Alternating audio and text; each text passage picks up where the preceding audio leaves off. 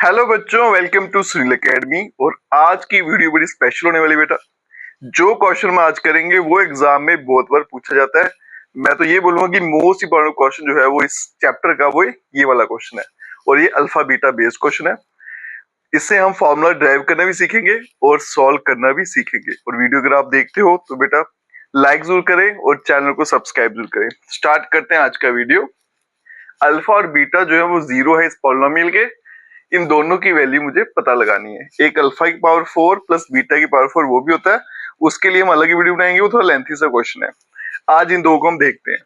तो देखो बेटा, सबसे पहले आपको इक्वेशन क्या दे रखी है, a x square plus b x plus c. जब भी इक्वेशन दे रखी हो तो यहां से सबसे पहले सम ऑफ जीरो निकाल लेते हैं। क्या होगा वो, minus B upon A, product of zero क्या होगा, सी अपॉन ए। अब चलते हैं बेटा पार्ट 1 पे। क्या बोल रहा था, alpha square plus beta square, इसकी वैल्यू क्या है ये मुझे पता लगानी है। ठीक है जी। अब यहाँ तो एक ऑप्शन है आपके पास कि रट्टा लगाओ फॉर्मूले का, दूसरा क्या है बेटा, डिराइव करना सीख लो। डिराइव करना सीखोगे तो कभी भी आपको परेशानी नहीं होगी इसमें। तो मैंने बेटा a प्लस बी का होल स्क्वायर पढ़ रखा है। तो अल्फा प्लस बीटा का होल स्क्वायर क्या होता है, a square plus b square plus 2ab। मुझे इसकी वैल्यू पता करनी है, तो इसको उठा के यहां ले आता हूं। तो मतलब alpha square plus beta square किसके बराबर होने वाला है, alpha plus beta whole square minus 2 time alpha और बीटा। तो इसका मतलब इसका जो आंसर है वो किसके बराबर होने वाला है, alpha plus beta whole square minus 2 time alpha और बीटा। अब यहां पे देखो बेटा, ये था मेरा sum of zero. Sum of zero को कैसे लिखते हैं, अल्फा प्लस बीटा, क्योंकि दो ही जीरो थे मेरे पास, एक अल्फा एक बीटा। सम का मतलब दोनों को ऐड करके, और प्रोडक्ट का मतलब अल्फा इंटू बीटा। तो अब आपके पास अल्फा प्लस बीटा की वैल्यू भी है, अल्फा इंटू बीटा की भी है। यहां वैल्यू डालेंगे और इसको आंसर लाते हैं। तो अल्फा स्क्वायर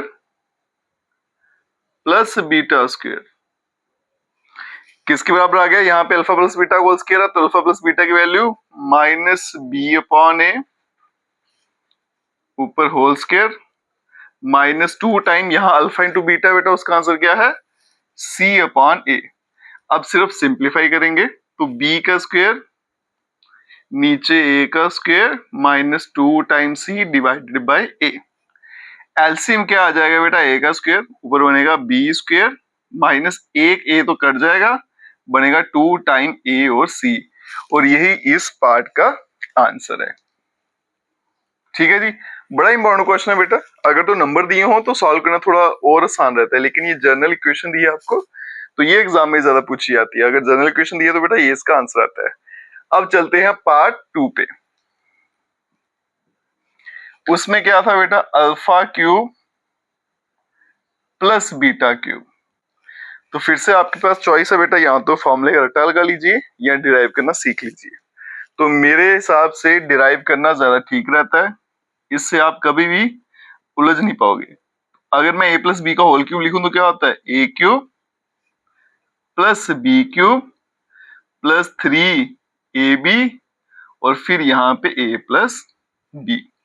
अब वैल्यू मुझे सिर्फ इतने इतने की चाहिए, तो बाकी सारा उठा के यहाँ ले आता हूं। तो मतलब alpha cube plus beta cube क्या बन गया, अल्फा प्लस बीटा का whole cube minus 3 time alpha beta और ब्रैकेट में अल्फा प्लस बीटा।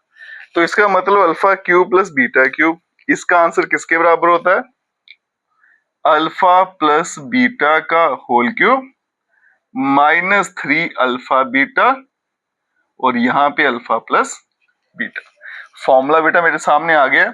यहाँ तो इसको क्या करते हैं, सीधा रट्टा लगा लेते हैं, लेकिन रट्टा मत लगाइएगा। डिराइव कैसे करना है बेटा वो सीख लेना।